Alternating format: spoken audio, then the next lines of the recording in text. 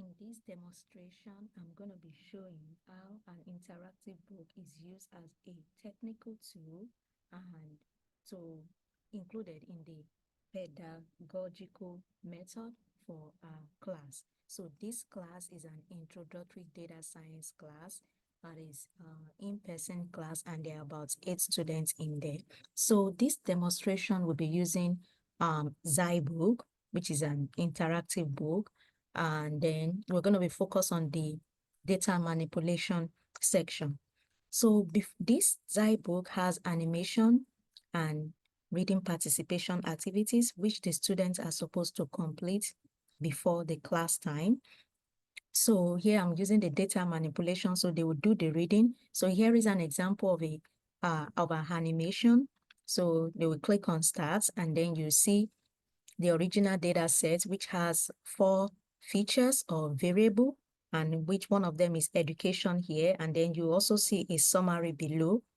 The student will see a summary below, then they keep on clicking on the animation, discovering that Brazil has missing value for education here, and then they can determine how to handle the missing value. And then one option is to compute the mean of each of the education here.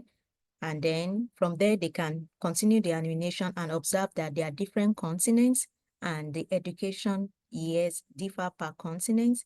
So they can now manipulate the data by computing the education here for each of the continents, which is shown in here. Then the student keep reading, and then there are low-stake reading participation activities, in the sense that if a student get it wrong, you have the option to keep trying until you get it right, and it keeps giving them rationale. For instance, here is one question: why is data manipulation an important part of data wrangling? So suppose the student pick the wrong one, for instance, saying data manipulation results in a larger data set, which is obviously wrong. He will say that's incorrect and give a rationale and kind of like give like an hint, and then the student can keep trying until they eventually get it right. So this is low stake. So their participation activity. For him here, we have the grouping data, the animation, and then the participation activities. It talked about pivot tables, their animations and participation activities. And here is even an interactive part that show how data can be manipulated using tools like Tableau or Excel. So it's in here.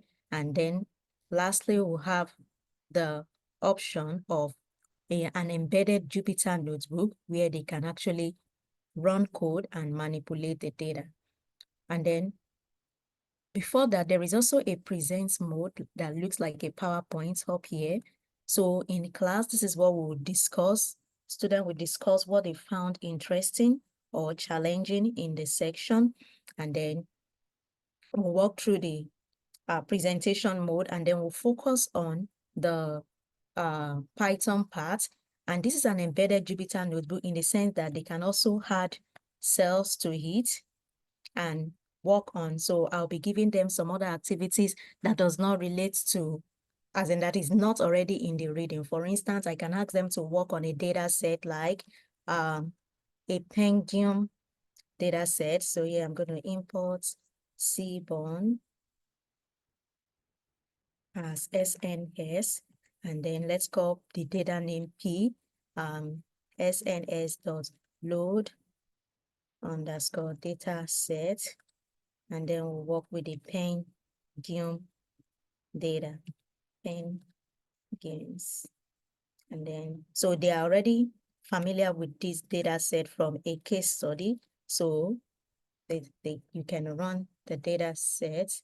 So here is it, which give you an idea. So for instance, I can ask them which species has the highest mean flipper length. So they can use the things that they've learned in this current lesson to actually answer that question by using the group by method on they can subset the species and the flipper length variable or feature, and then use the group by method to find the mean and determine the one that has the. So actually, let's quickly do that. So right here, they can say P and subset out the species, and then the mean flipper length. So this is subsetting it out. So these are things that they have learned from the reading. Then they will use the group by method to group by species. So species, and then since they are finding the mean, then that will be the mean.